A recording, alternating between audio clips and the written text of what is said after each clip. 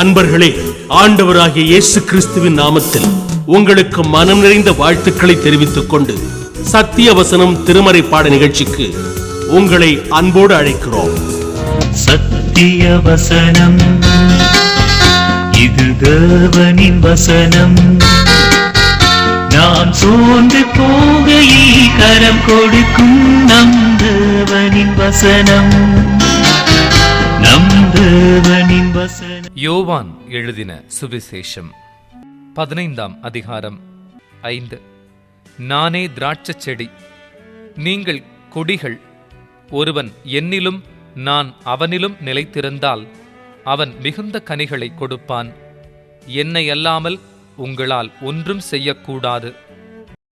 இயேசு கிறிஸ்துவின் இனிய நாமத்தில் சத்தியவசனம் நேயர்களுக்கு என் அன்பின் வாழ்த்துக்கள். யோவான் சுவிசேஷத்திலே மோசேயினிடத்தில் தேவன் சொன்ன இருக்கிறவராகவே இருக்கிறேன், இம்மியூட்டபிள் காட் என்கிற அந்த ஒரு காரியத்தை இயேசு புதிய ஏற்பாட்டிலே விளக்கி இருக்கிறார். யோவான் அவை எல்லாவற்றையும் நினைவில் வைத்து நமக்கு சொல்லிக் கொடுக்கிறார். நானே ஒளியாயிருக்கிறேன், நானே சத்தியம், நானே வழி, நானே ஜீவன். இன்னும் அவர் நானே என்று பல காரியங்களை சொல்லியிருக்கிறார். நானே உயிர்த்தெழுதலும் ஜீவனுமாய் இருக்கிறேன் என்றெல்லாம் அவர் சொல்லியிருக்கிறார். கடைசியாக யோவான் சுவிசேஷத்திலே அவர் சிலுவைக்கு போகும் முன்னதாக தன்னுடைய சீஷர்களோடு செய்த அந்த ஒரு சம்பாஷணையிலே, ஆலிவர் டிஸ்கோர்சஸ், அதில் நாம் பார்த்தோம்னா என்ன இருக்குன்னா, ஆண்டவர் கடைசியாக சொல்கிறார், நானே மெய்யான திராட்சை செடி. நான் திராட்சை செடி, என் பிதா திராட்சை தோட்டக்காரர். நான் திராட்சை செடி, நீங்கள் கொடிகள். கொஞ்சம் யோசித்தால் போதும், நம்ம எல்லாருக்கும் நல்லா தெரிஞ்சிடும் இது இயேசுவுக்கும் நமக்கும் உள்ள ஒரு உறவை சொல்லுகிறார் என்பது. நானே நல்ல மெய்ப்பன் என்று சொல்லும் பொழுது என்னை ஒரு ஆடாகவும் அவரை என் மெய்ப்பனாகவும் வைத்து இயேசு சொல்லுகிறார், நான் உன்னை பாதுகாத்து போஷித்து பராமரித்து உன் வியாதிகளை விலக்கி உன்னை பரலோகத்தில் சேர்ப்பேன், என் தொழுவத்திற்குள் உன்னை வைத்துக்கொள்வேன்னு சொல்லி எனக்கும் அவருக்கும் உள்ள உறவை ஆட்டிற்கும் மெய்ப்பனுக்கும் உள்ள உறவாக சொல்லுகிறார். தாவீது இந்த உறவை அதிகம் நேசித்தான். அதனால்தான் அவன் கர்த்தர் என் மெய்ப்பராயிருக்கிறார் என்று சொல்லி அந்த 23ஆம் சங்கீதத்தில் அவ்வளவு அழகாக அவனுக்கும் அவருக்கும் உள்ள தொடர்பை, உறவை சொல்லுகிறான். நீர் என்னை புல்லுள்ள இடங்களில் மேய்த்து அமர்ந்த தண்ணீர்கள் அண்டையில் கொண்டு போகிற தேவன். நான் மரண இருளின் பள்ளத்தாக்கிலே நடந்தாலும் பொல்லாப்புக்கு பயப்படேன். தேவரீர் என்னோடே கூட இருக்கிற மெய்ப்பன், உமது கோலும் தடியும் என்னை தேற்றும். அப்படி தனக்கும் தேவனுக்கும் உள்ள உறவை மெய்ப்பனுக்கும் ஆட்டுக்கும் உள்ள உறவாக சொல்லுகிறான். இன்னும் தேவன் தம்மை இஸ்ரவேல் ஜனங்களுக்கு பிதாவாக சொல்லுகிறார். யோவான் 1:12 நாம் பார்க்கணும். மேலும் அவருடைய நாமத்தின் மேல் விசுவாசம் உள்ளவர்களாய் அவரை ஏற்றுக்கொண்டவர்கள் எத்தனை பேர்களோ அத்தனை பேர்களும் அவருக்கு பிள்ளைகளாகும்படி அதிகாரம் கொடுத்தார். ரோமர் 8:14 மேலும் எவர்கள் ஆவியினால் நடத்தப்படுகிறார்களோ அவர்கள் தேவனுடைய புத்திரராயிருக்கிறார்கள் என்று. ஒரு உறவு, தகப்பனுக்கும் பிள்ளைக்கும் உள்ள உறவு. அதை விவரிக்கவே கெட்ட குமாரனின் சரித்திரத்தை சொன்னார். நீ பாவம் செய்து விலகினாலும் பிதாவானவர் உன்னை மன்னித்து ஏற்றுக்கொள்ளுகிற பிதாவாய் அப்பாவாய் இருக்கிறார் என்பதை அந்த ஓமையிலே சொன்னார். இன்றைக்கும் ஒரு புது உறவை ஒரு புது கோணத்திலே இயேசு சொல்லுகிறார். நானே மெய்யான திராட்சை செடி, நீங்கள் கொடிகள். ஒருவன் என்னிலும் நான் அவனிலும் நிலைத்திருந்தால் அவன் மிகுந்த கனிகளை கொடுப்பான். அப்படி என்றால் இயேசுவானவர் தன்னை செடியாகவும் என்னை கொடியாகவும் அவர் உறவு வைத்திருக்கிறார் என்றால் அர்த்தம் என்ன? ஒரு கொடி அல்லது ஒரு மரத்தின் கொப்போ ஏதோ ஒன்றோ அந்த மரத்தில் ஒட்டிராமல் அது தனித்து இருக்க முடியுமா? முடியாது. மரம்தான் அந்த கிளைகளுக்கு, கொடிகளுக்கு, திராட்சை செடிதான் ஆகாரம் கொடுக்கிறது.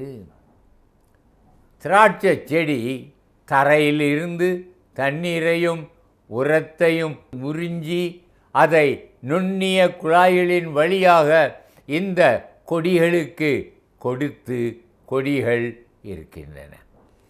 அந்த செடியிலிருந்து அந்த தண்ணீரையும் கொடிகள் உறிஞ்சி எடுத்து அவைகள் பிழைக்கின்றன.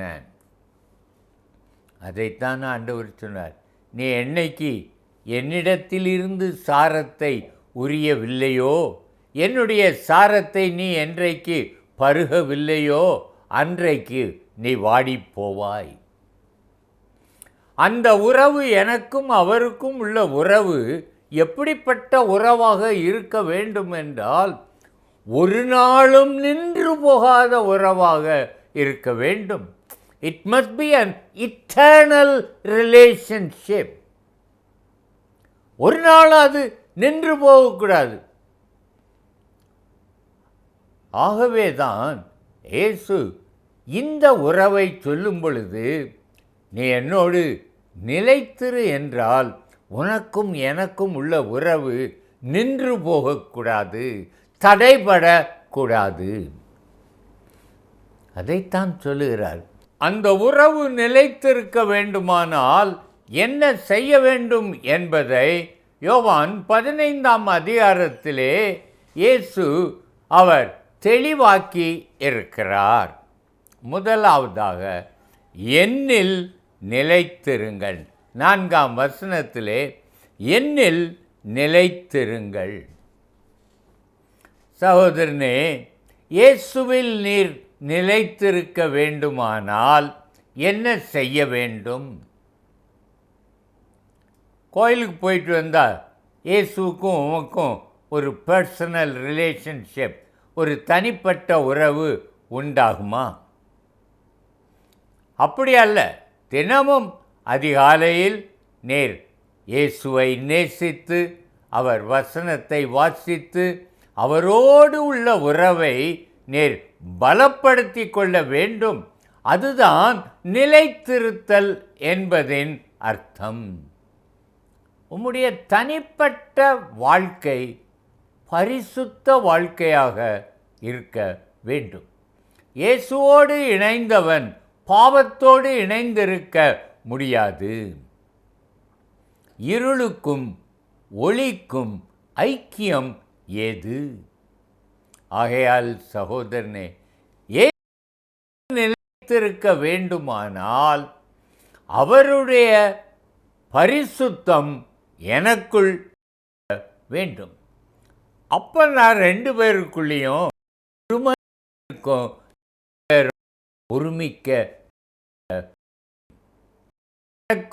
அவருக்கும் உள்ள உறவு செடிக்கும் கொடிக்கும் உள்ள உறவு சொல்லி இருக்கிறார். நான் அவர் சாரத்தை அதிகமாய் உறிஞ்சுகிறேன், என் இருக்கும். ஒரு கொடி செடியிலிருந்து அதிகமான அளவு சாரத்தை உறிஞ்சினால் அதன் வளர்ச்சியும் அதிகமாக இருக்கும், அது கனிகளும் அதிகமாக இருக்கும். ஒரு தோட்டத்தில் பல செடிகளை நட்டுகிறோம். ஆனால் எந்த செடியானது நிலத்திலிருந்து அதிக ஆகாரத்தை உறிஞ்சுகிறதோ அந்த செடி செழிப்பாக இருக்கிறது, கனிகளை கொடு. ஆண்டவர் அதுதான் சொல்கிறார். நீ என்னில் நிலைத்திருந்தால்னா என்னுடைய குணங்கள் உனக்குள் வந்தால் மன்னிப்பீரா? தன்னை சிலுவையில் அறைந்தவர்களை மன்னித்தார். அந்த குணம் உமக்குள் வர வேண்டுமே. உம்மை நேசிக்கிறவர்களை கூட உம்மால் மன்னிக்க முடியவில்லையே, அந்த கசப்பை மனதில் வைத்து கொண்டே இருக்கிறீரே. பெற்றோரை நேசிக்க முடியாமல் பெற்றோருக்கு விரோதமாக முறுமுறுக்கிற எத்தனை குடும்பங்கள் இருக்கிறது. சகோதரனே, இயேசுவின் சாரம் உமக்குள் வரவில்லையே, நீர் எப்படி இயேசுவோடு நிலைத்திருப்பீர்? இயேசுவோடு நிலைத்திருந்தால்தானே அவர் இருக்கிற பரலோகத்திற்கு போக முடியும். ஆண்டவர் சொல்லுகிறார், நீ என்னில் நிலைத்திராவிட்டால் அது பிதாவானவர் உன்னை வெட்டி போடுவார். ஏனென்றால் உன்னால் ஒருவருக்கும் பிரயோஜனம் இல்லை. நீ கனி கொடுக்கவில்லை, நீ சாரத்தையும் உறிஞ்சவில்லை. ஆகையால் உன்னை வெட்டி போடுவேன் என்று சொல்கிறார். இப்படிப்பட்ட கொடிகளை சேர்த்து அக்கினியிலே போடுவார்கள். அதாவது உம்முடைய முடிவு நரகமாய் இருக்கும் என்பதை சொல்லுகிறார்கள். இயேசுவில் நிலைத்திருந்தால் உமக்கு வாழ்வு, நீர் நிலைத்திராவிட்டால் உம்முடைய முடிவு நரகம். அவருடைய குணங்கள் உமக்குள் காணப்பட வேண்டும். அன்பு, பரிசுத்தம், தாழ்மை, மன்னிப்பு, பிறரை அற்பமாய் எண்ணாமல் இருக்கிறது. இவைகளெல்லாம் உமக்குள் வருமானால் இயேசுவின் சாரம் இவை அனைத்தையும் அவர் உமக்கு தருகிறார். வசனத்தினால் தருகிறார், ஆவியினால் தருகிறார், உம்மோடு பேசி அவர் போதிக்கிறார். அப்படி உமக்கு ஒரு போதனையை அவர் தந்திருக்கிறார். அந்த உபதேசத்தினாலே நாம் சுத்தமாகிறோம். தேவனுடைய சரீரத்தோடு அல்லது தேவனுடைய செடியோடு நிலைத்திருக்கிறோம். நிலைத்திராவிட்டால் முடிவு அக்கினி. இதை நினைத்து கொள்ளும். உலகத்தோடு இணைந்திருக்கிறவன் தேவனோடு இணைந்திருக்க முடியாது. ஒருவனும் தேவனுக்கும் உலக பொருளுக்கும் ஊழியம் செய்ய முடியாது. அப்படிப்பட்ட முயற்சியில் நீர் புத்தியீனமாய் இறங்காதிரும். அதைத்தான் இயேசு சொல்லுகிறார். இன்றைக்கும் இரண்டாவதாக அவர் சொல்லுகிறது என்னவென்றால், என் வார்த்தைகள் உங்களில் நிலைத்திருக்க வேண்டும்.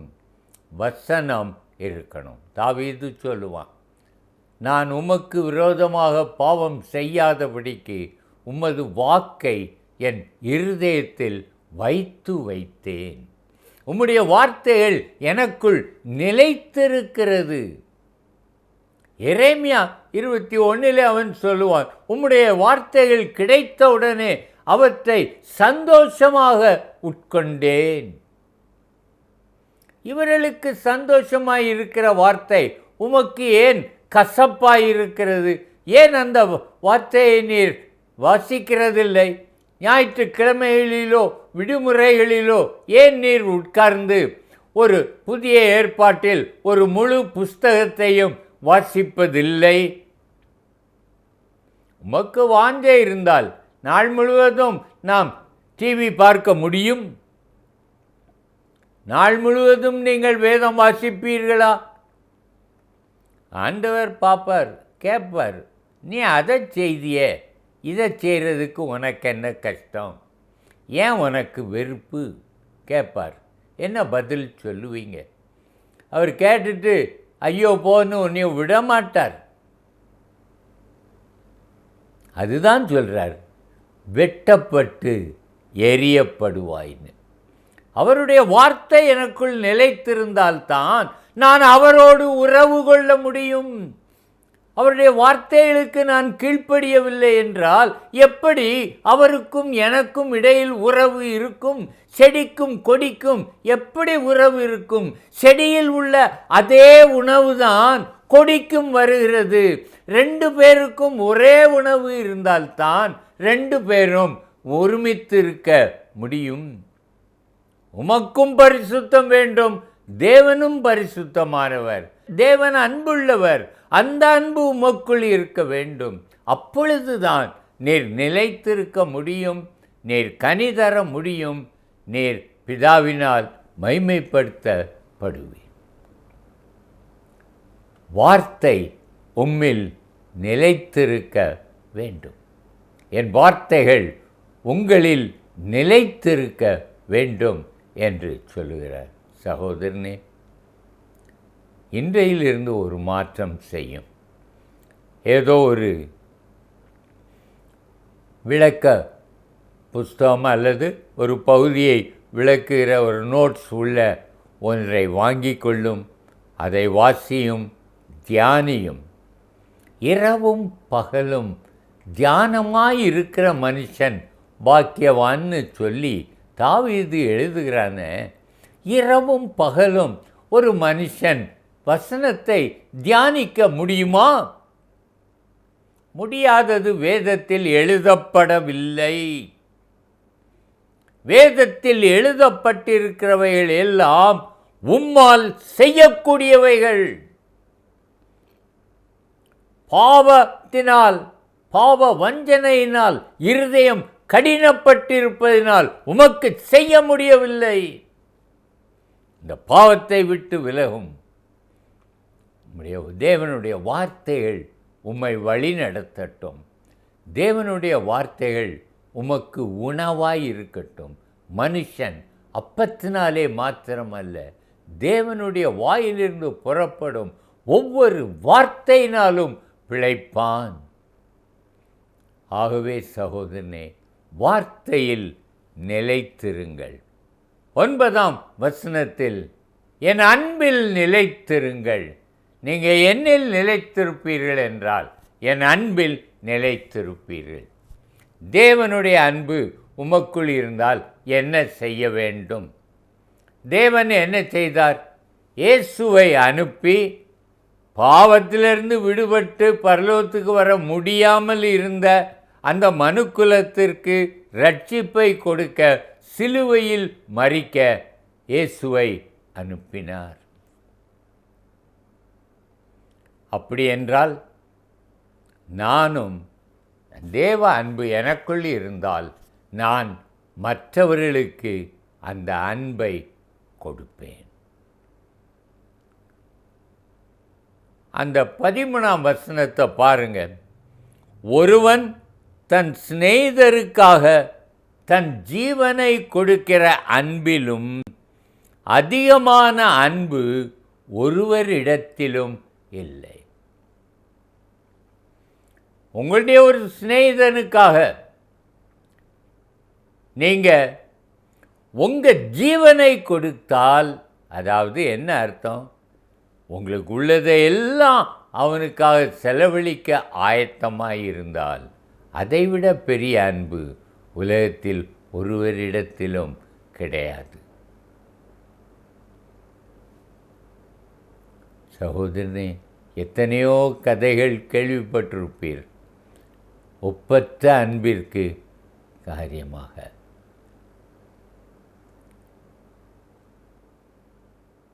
ஒரு மகனுக்கு இந்த மணி அடிக்கும் பொழுது அவனுடைய மரண தண்டனை நிறைவேற வேண்டும் என்று சொல்லி ராஜா கட்டளையிட்டான்.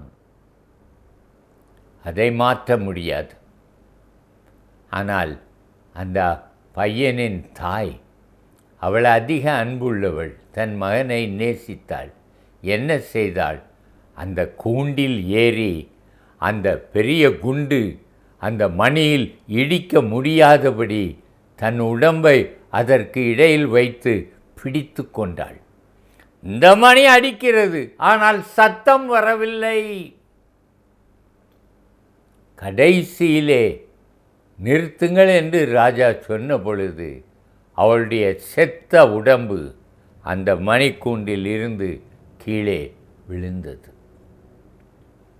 சகோதரனே, ஒரு தாய் இவ்வளவு அன்பு காட்ட முடியுமென்றால் பிதாவானவர் எவ்வளவு அன்பை உம்மிடத்தில் எதிர்பார்க்கிறார்.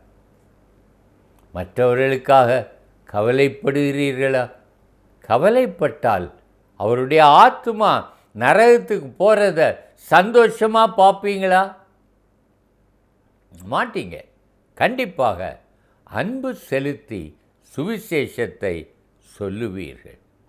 அப்படி செய்தால் உங்களுக்கு கிடைக்கும் பலன் என்ன என்றால், என் சந்தோஷம் உங்களில் நிறைவாய் இருக்கும். இயேசுவை எது சந்தோஷப்படுத்தும்? ஒரு பாவியின் மனம் திரும்புதல், இயேசுவை ஏற்றுக்கொள்ளுதல் அவரை சந்தோஷப்படுத்தும். அப்படியே நீர் ஒருவனுக்கு சுவிசேஷம் சொல்லி அவன் தேவனை ஏற்றுக்கொண்டால் அந்த சந்தோஷம் உமக்கு கொடுக்கிற சந்தோஷத்தை அது பூரணமானதாக இருக்கும். எப்போ நினைச்சாலும் அது உள்ளத்தில் ஒரு சந்தோஷமாக இருக்கும். சகோதரனே, அந்த செடியிலே நீர் ஒட்டி கொண்டு இருப்பீரா? அதுதான் உமக்கு வாழ்வு. செடியிலே நிலைத்திருப்பது, ஒட்டி கொண்டிருப்பது தான் உமக்கு வாழ்வு. அந்த செடியின் சாரம் தான் உம்மை பலப்படுத்த முடியும், உம்மை வாழ்விக்க முடியும். இன்றைக்கும் சகோதரனே, நீங்கள் உங்களை ஆண்டவரே, உமக்கும் எனக்கும் பிரிவினை உண்டாக்குகிற பாவத்தையும் அக்கிரமத்தையும் எனக்கு மன்னித்து உம்மோடு உள்ள உறவை புதுப்பித்து தாரும் என்று கேளுங்கள். கனியுள்ள வாழ்க்கை வாழுவீர்கள். ஜெபிக்கலாமா? அன்பின் தகப்பனே, நாங்கள் கனியுள்ள வாழ்க்கை, மிகுந்த கனிகளை கொடுத்து உம்மை மகிமைப்படுத்தத்தக்கதாக நாங்கள் மெய்யான திராட்சை செடியாகிய இயேசுவில் நிலைத்திருக்க எங்களுக்கு பரிசுத்த ஆவியின் வழிநடத்துதலை தாரும். இயேசு நாமத்தில் பிதாவே, ஆமென்.